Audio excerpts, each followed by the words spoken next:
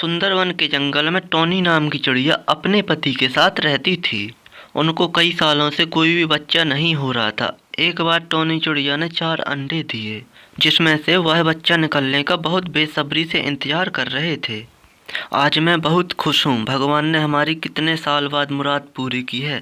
हम ना जाने कब से अपने बच्चों के लिए तड़प रहे थे, अब जाके भगवान ने हमारी सुनी है। मैं बता नहीं सकता कितना खुश हूँ मैं समझ सकती हूँ जी, आपने कितनी मुरादें मांगी हैं भगवान से, तब जाके भगवान ने आज हमारी झोली भरी है। टॉनी, तुम देखना, मैं इस दुनिया का सबसे बेस्ट पापा बनूंगा। मैं अपने बच्चों को सारी खुशियाँ दूंगा और उनकी हर ख्वाहिश पूरी करूंगा। बस भगवान से यही प्रार्थना है कि वो हमारे अंडों की रक्षा करे। तभी लाडो कबूतरी टॉनी चिड़िया के पास कुछ फल लेकर आती है। मुबारक हो टॉनी, आखिर भगवान ने तुम्हारी सुन ही ली। बस अब तुम इन अंडों का अच्छे से ख्याल रखना, क्योंकि इस जंगल में एक खूंखार सांप रहता है, वो हम चिड़ियों के अंडे खा जाता है। इसलिए तुम अपने अंडों को तनक भी छोड़ना नहीं अकेला। क्या तुम सच कह रही हो लाडो? हाँ लाडो, मैं बिल्कुल सही कह रही हूँ। अभी 2 दिन पहले दीपा तोती ने 2 अंडे दिए थे और वह सांप उसके अंडे खा गया। लाडो की ऐसी बातें सुनकर टॉनी और छोटू बहुत डर जाते हैं।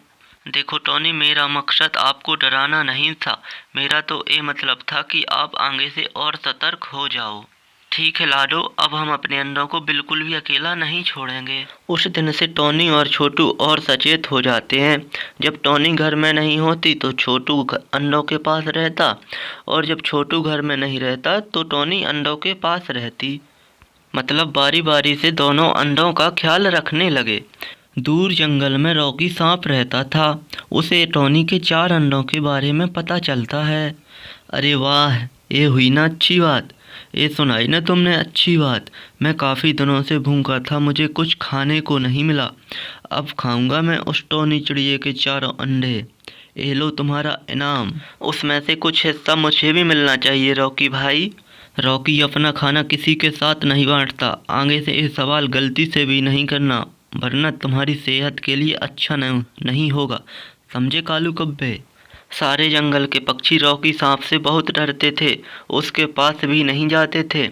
और इधर अपने अंडों को टॉनी चिड़िया सेंक रही थी। तभी रॉकी सांप एक कबूतर को अपने पास बुलाता है। तुम टॉनी चिड़िया के पास जाओ और उसे झूठी खबर दो कि उसके पति का कार एक्सीडेंट हो गया है। वह यह सुनकर तुरंत भागी दौड़ी चली जाएगी और मैं अपना काम इतने में कर लूँगा। ठीक है रॉकी भाई, आपका काम हो जाएगा। वो कबूतर टॉनी चिड़िया के पास जाकर कहता है, टॉनी चिड़िया, तुम्हारे पति का कार एक्सीडेंट हो गया है। वो सड़क पर तड़प रहा है और वो तुम्हें बुला रहा है, जल्दी से जाओ। क्या हुआ मेरे पति को? यह कैसे हुआ? वो कौन से हॉस्पिटल में भर्ती हैं? तुम मेरे साथ चलो, मैं तुम्हें छोटू के पास ले चलता हूँ। कबूतर टॉनी चिड़िया को अपने साथ वहाँ से ले जाता है। तभी पीछे से रॉकी सांप उन अंडों को देखने लगता है। क्या सुंदर अंडे हैं! आज तक मैंने जितने भी अंडे खाए इतने सुंदर कभी नहीं देखे। अब मज़ा आएगा इन अंडों को खाने में। तुम्हारे और मेरे बीच में कोई नहीं है अंडों। कबूतर टॉनी चिड़िया को एक सुनसान जंगल में ले जाता है। तभी टॉनी चिड़िया को अपने अंडे याद आते हैं और वह सोचती है किसी न किसी की चाल है, और वो वहाँ से तुरंत वापस आ जाती है। अरे चिड़िया, कहाँ जा रही हो? यह बात सांप को पता चली तो वो मुझे खा ही लेगा। जब तक पता चले इतने में मैं भाग लेती हूँ इस जंगल को छोड़कर। टॉनी चिड़िया अपने अंडों के पास जाती है। वह देखती है रॉकी सांप उसके अंडों के बिल्कुल पास बैठा है। ए सांप, दूर हो जाओ मेरे अंडों से, वरना मैं वो असर करूँगी तुम्हारा कि अपनी सूरत भी नहीं पहचान पाओगे तुम। देखो अंडो, तुम्हारी माँ आ गई है तुम्हें बचाने के लिए। वैसे तुम्हारी दाद देनी पड़ेगी। अभी तक कोई मेरे सामने आने से डरता है और तुम मेरे सामने आकर मुझे ही डरा रही हो।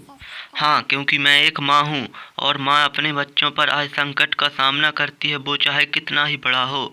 और हाँ, तू सांप, मेरे अंडों से दूर हो जा, नहीं तो मैं तुम्हारा वो असर करूँगी। तू चिड़िया जानती है किससे पंगा ले रही है? रॉकी नाम है मेरा। पूरा जंगल मेरे नाम से धर धर काँपता है। जिधर से निकल जाता हूँ पूरी जगह साफ हो जाती है बिल्कुल। पर मैं तुमसे नहीं डरती हूँ। इतने में छोटू भी वहाँ पर आ जाता है। रॉकी भाई, तुम मेरे अंडों को मत खाओ, भगवान ने बहुत सालों बाद हमारी सुनी है, तब जाके एक बार हमें अंडे हुए हैं। रॉकी भाई, इन्हें मत खाओ, छोड़ दो रॉकी भाई। अगर तुम इन अंडों को खा लोगे तो हम फिर से बिना बच्चों के रह जाएंगे। तुम भी तो एक पिता हो, मेरा दुख तुम समझ सकते हो।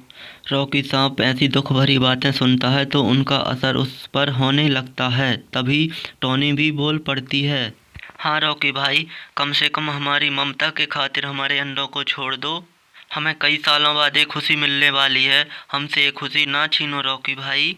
रॉकी एक क्रूर सांप था, लेकिन टॉनी और छोटू की ममता ने रॉकी जैसे क्रूर सांप के दिल में भी प्यार जगा दिया और रॉकी सांप को अपनी गलती का एहसास हो जाता है।